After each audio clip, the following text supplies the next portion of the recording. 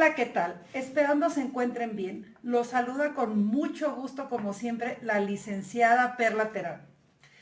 El día de hoy empezaré con una serie, pues para mí muy relevante, muy interesante, que versa sobre de los narcisistas. Porque es algo que es real y que vivimos en nuestros días o en la temporalidad de hoy. Porque también, ¿quién de ustedes no ha escuchado cosas como, te perdono pero no lo vuelvas a hacer? Eres una tóxica o un tóxico. Todo te molesta. Qué exagerada eres.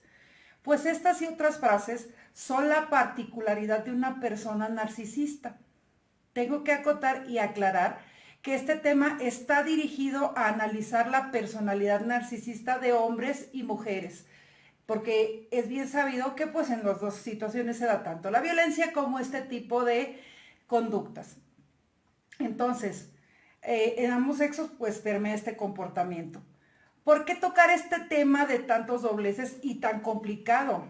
Porque en el andar de la abogacía, en los diversos asuntos que se conocen, tanto en materia penal como familiar, nos toca en muchas ocasiones observar, conocer y atender todas estas conductas que conducen al fracaso inminente de las relaciones y que sin duda alguna crean descontento en las parejas, desintegración familiar y problemas multifactoriales en la sociedad. Por eso es un problema generalizado que pues también los abogados lo vemos en la práctica.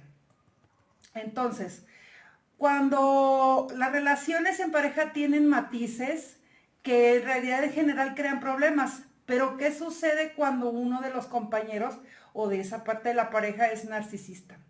Si bien es cierto, en la actualidad se utilizan despectivamente en las relaciones conceptos como tóxico o tóxica, dramático y víctima, entre otros, aunado a los ya conocidos problemas de conducta que existen. El narcisismo no son actitudes nuevas, solo que ya, ante la exigencia y avance de la vida, surge la necesidad de dar clasificación o de ir clasificando diversas actitudes para favorecer su observación y estudio.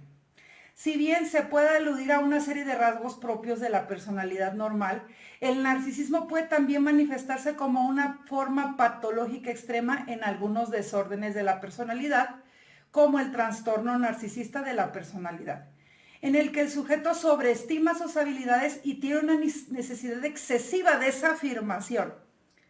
Los términos narcisismo y narcisista son frecuentemente utilizados peyorativamente. Qué mal, ¿no? Denotando vanidad, presunción, egocentrismo o simple egocentría.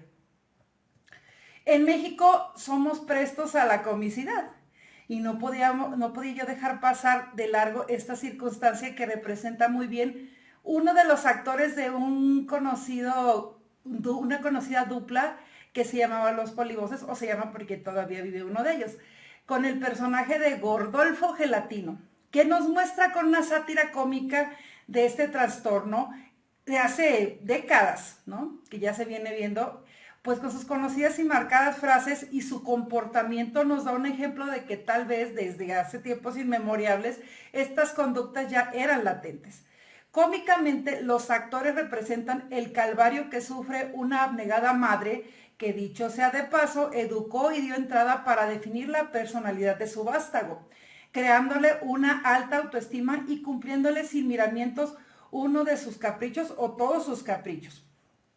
Pero más allá de lo cómico, ¿en qué momento se vuelve un tema que tenga que ver o tenga aplicación con lo jurídico o con la violencia? Pues cuando el narcisismo se materializa en diversas conductas exteriorizadas, consecuenciales hacia la pareja